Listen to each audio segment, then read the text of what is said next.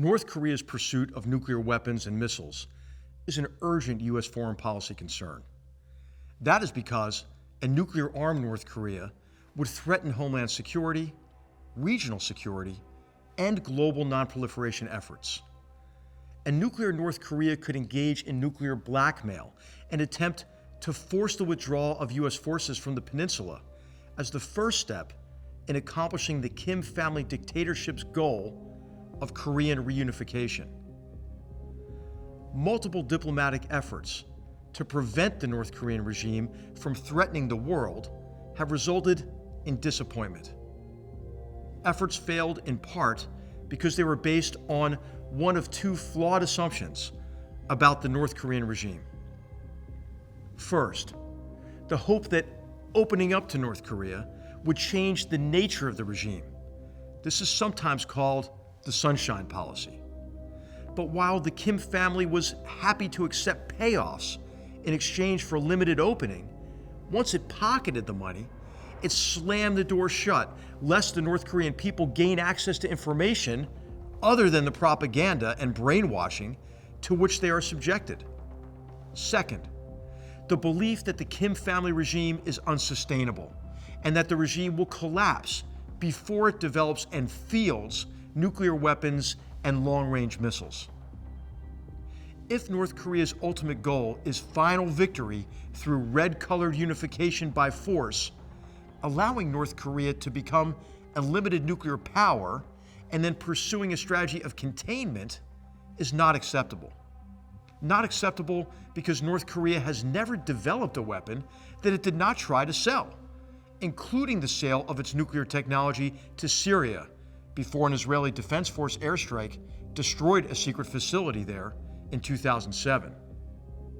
To prevent a devastating war or the sale of nuclear weapons, the United States should sustain support behind a strategy of maximum pressure to convince Kim Jong-un that his regime is safer without nuclear weapons than with them. Allied leaders should make it clear that the removal of the Kim regime is not a goal, unless Kim refuses to denuclearize. The United States and like-minded nations should base the strategy of maximum pressure on three principles. First, offer no rewards or payoffs just to get to the negotiating table.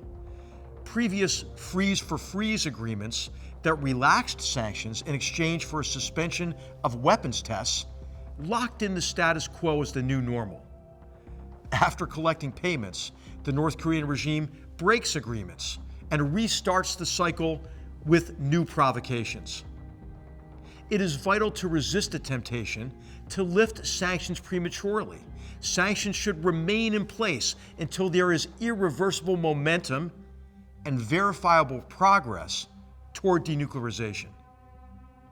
Second, convince China to enforce United Nations Security Council sanctions. 95% of North Korea's trade in merchandise is with China.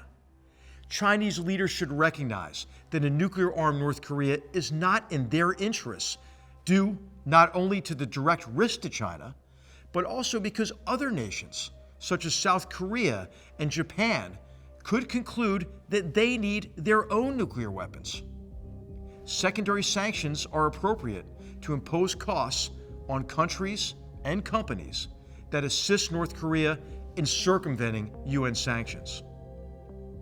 Third, Kim Jong-un must know that the United States and its allies possess the capability and, if faced with a potential nuclear strike, the will to impose denuclearization through military action. Recognizing that war on the peninsula would be horrible, military exercises in preparation for an overwhelming response to North Korean aggression are critical for successful diplomacy.